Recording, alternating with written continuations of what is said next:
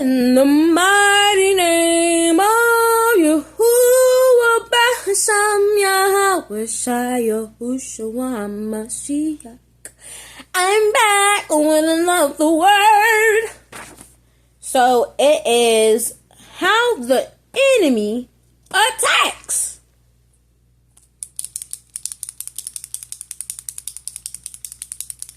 Perfect. Actually, let me just...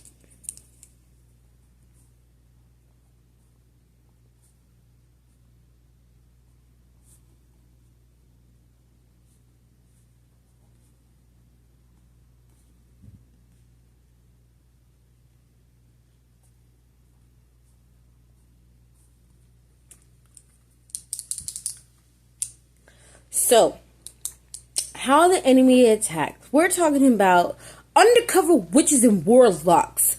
Oh, I really didn't need to write that because I have it right here. Opening doors for the enemy to penetrate and how to fight and conquer that. And the confidence and not comparing or giving in to the mumbo jumbo. Okay? So, let me tell you something. For those of you who don't believe in witches and warlocks, I'm praying for you. I'm praying for you. Give me a second. Now, not every witch and not every warlock looks like a witch and a warlock. Not every witch looks like some ugly female that has green skin with a big nose and a mole on top. You know what I'm saying? With that hat and that horrible, horrible black cloak where they got going on. Okay. It literally could look like the most innocent woman walking down the street. You would never know. So we need to have discernment. Need to have the eyes to see. Need to have the ears to hear. You understand me? So, not every warlock looks like that big old guy with a big belly and got long hair and a long beard and a hat and got stars and moons on his jacket with, a big old staff. No. I think sometimes they usually are ugly, but most of the time, you just don't know. You really just don't know. And, they say that the enemy comes like an angel of light. So, make it make sense. Is the mask messing for you? Okay, cool. So, and let me not forget, and they could be closest to you. They could be living in your house. If you actually know a witch or warlock and you just accept them for who they are, they can actually do it to you. Do you know how many times I used to hang out with thieves, gangbangers, prostitutes, people who just scammers?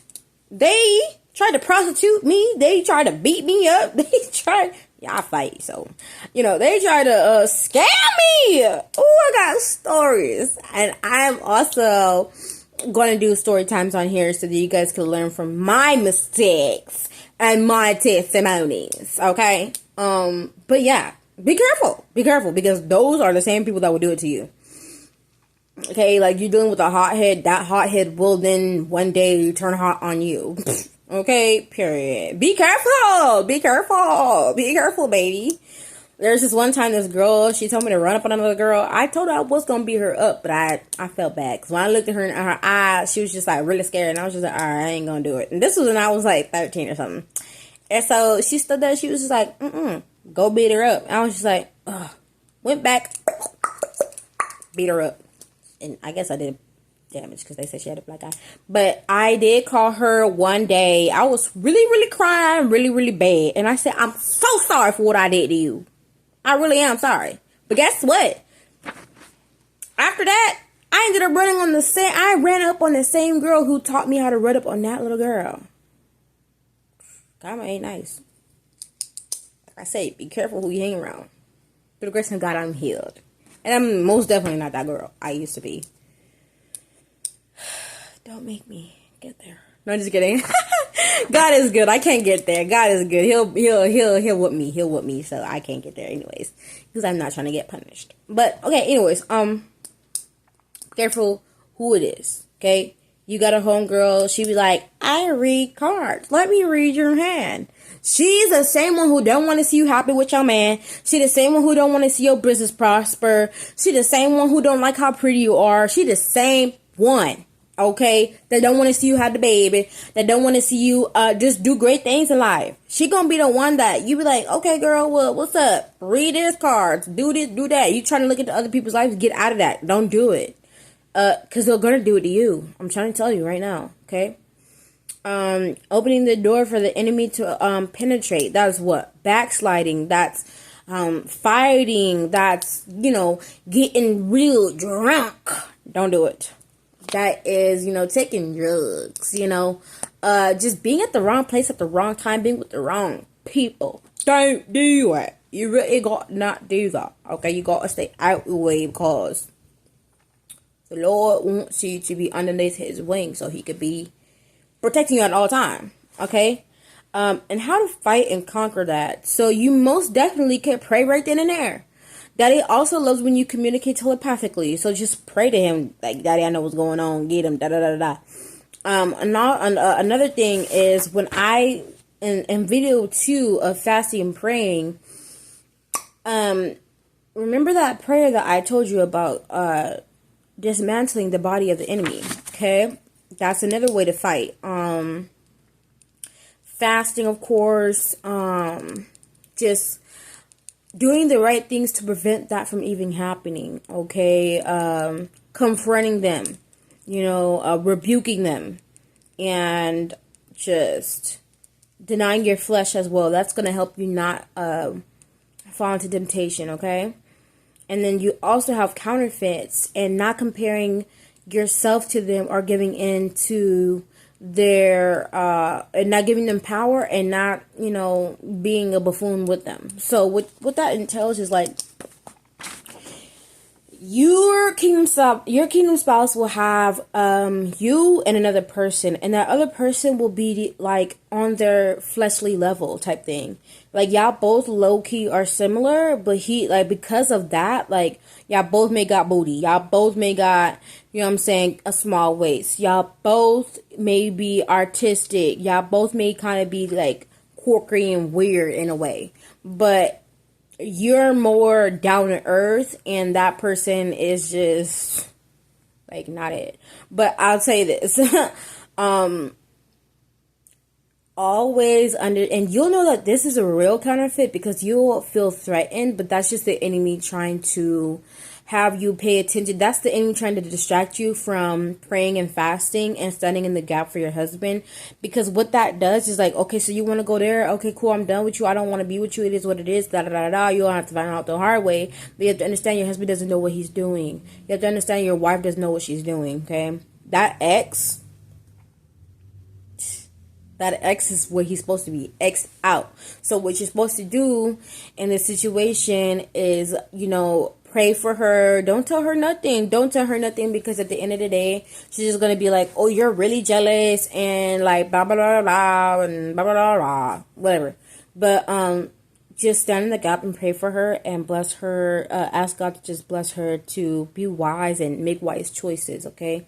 But Daddy uses that counterfeit for a reason, so we'll find out one day, right? Because I'm still in my own process, and all I'm doing is kind of just like giving you guys tips and lessons that I've learned in this journey, okay? So I don't know everything, and whatever I've told you guys in any of these videos, you go on my channel and you're like, oh, this is crazy. Well, go to your father, go to our father, go to my daddy, and ask him, like, what is she talking about? He is gonna put you on game, baby, okay? Period. And before, you always want to talk to him first, because that people say not every video is for you, but you know what? Everybody's in different levels, and this may apply to your past. This may be happening to you, or it may apply or be a warning for the future. Okay, because what is prophesying? Okay, so I'm not a prophetess, but I just do my daddy's work, like for real. Like I stay out the way. I'm not trying to like all that. You won't see me have that. If you want to sow into this ministry, like, you really don't, like, there's no catch. None of that. All I want you to do is take the word, apply it to your life, learn, grow, and all that other stuff. Okay? But aside from that, like, I want you guys to understand that, you know, counterfeits, they're not you. You're the real thing. And you are Isaac. You're not Ishmael. Ishmael's a counterfeit. You are Isaac, the promise. So, you want to understand that you know, you're irreplaceable, my love. What happened in the story of Isaac and Rebecca? I mean, no, it was Abraham and Sarah. Because Isaac had his own thing going on when he grew up. You know what I'm saying? But we're talking about his daddy. So what happened with Abraham and Sarah? They're supposed to have a baby. They're 100 years old and stuff like that. They're old and wrinkly. And so, you know, daddy's like, I'm going to give you a son. And he's going to be a great son. He's got a promise. And Sarah's like, okay, cool. You're like, why are you laughing? What you think is funny? She's like, I didn't laugh. He's like, oh, but you did. Because, like, you got to believe to receive. You're the promise. And so she's like, daddy, he said what he said. But what did Sarah do? Oh, go get old girl, the servant. Go get her pregnant. Give me a baby. Didn't even like the servant. The servant didn't even like her. And then on top of that, the servant was disrespectful. Could have snatched her up by her kitchen and slammed her. But she told him, like, okay, make him leave. So, they did. But the whole thing I'm telling you is that even though they had Ishmael, Ishmael was a counterfeit. And even though they sinned against daddy, he had mercy on them because everything that daddy do is for his own sake. Like, he really ain't, he not worried about, like, it's for his own name's sake, for real. But at the end of the day, like, he ain't got nothing to prove. But at the end of the day, like, he is who he is. He's not going to lie on his own name, basically. So, yeah, Isaac still came through. He still rode through on the earth. And, you know, daddy meant what he said. Like, you know, even Abraham was like, well, could you give Ishmael the promise that you gave Isaac? And daddy was like, no. Because Isaac is my son and I'm giving him to you. Okay, and then I'll tell you the difference between Ishmael and Isaac. So Ishmael didn't understand, like, the ways of, you know, life, like spiritual life, and why things had to be done a certain way. And that also resonates to how your kingdom spouse is in the world. They don't understand. But when they walk into their purpose, when they deliver them, when they surrender themselves to God and daddy delivers them, right? They become the promise. They become that Isaac. And Isaac understood. He didn't ask questions. Ishmael asked questions, but Abraham asked questions to Isaac. And Abraham tried to explain things to Ishmael he didn't understand. But when Abraham asked Isaac questions, Isaac could answer these questions with wholeheartedly authentic understanding. And so when your husband, when your wife come into their spiritual being and daddy puts them in their purpose, you're going to end up asking them questions because you met them, you're separated, you come back, you see, dang, they not where they supposed to be. And then things happen, now you separate again. I'm separated with my kingdom spouse right now. It's really horrible. I'm so sad. But I'm not taking it as bad as I did the first time. Like, the first time I was just like, I can't live without you. I need you. But then I come to turn around, like, you're not even what you're supposed to be. So what was I really crying about? But I still do love him. So, when he come back around again, y'all get reunited again for the last time. You're gonna be like asking questions because now you want to know, like, do you understand? Are you there? You know what I'm saying? Like, what's up? What's going on? What's really, like, what's the gag? But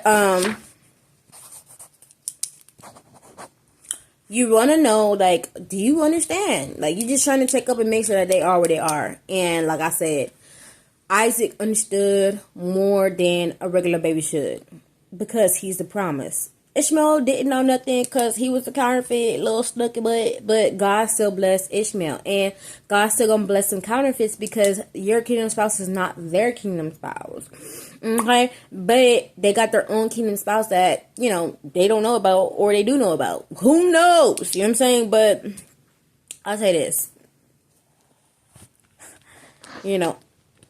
Always stay prayed up. Have mercy and have grace for your kingdom spouse. Have grace on yourself. Be obedient and be in one accord with your Father. Because this journey is tough as it is. Okay, it's confusing. It's interesting. It's scary. It's exhausting. It's so many things, and Daddy is here to help you. You're not on this alone. You're not in this by yourself. Okay, and when you feel depleted and you don't know, dang, I'm pouring in to other people, I'm pouring in to my kid and spouse, nobody pouring into me, but you're wrong. You got to go to your daddy because he could pour into you and have your cup overflow with. Shake it down, press down, and overflow with. And so, understand that, okay, because we're not fighting with flesh and blood. We're fighting with spirits and evil, entities and, high places in the heavens. So, stay geared up. You get on a horse, you better ride it. And, like Cat Williams said, the enemy is Diddy. He want a party, you got to tell him no. You got to tell him no. Because at the end of the day, you're blessed and highly favored. You can't afford to be doing anything you're not supposed to be doing. Okay? I'm your sister and I love you. I love you. But you already know what it is. Your Father love you more because he created your little stank self. I love y'all. Have a beautiful, blessed night. Okay, shalom.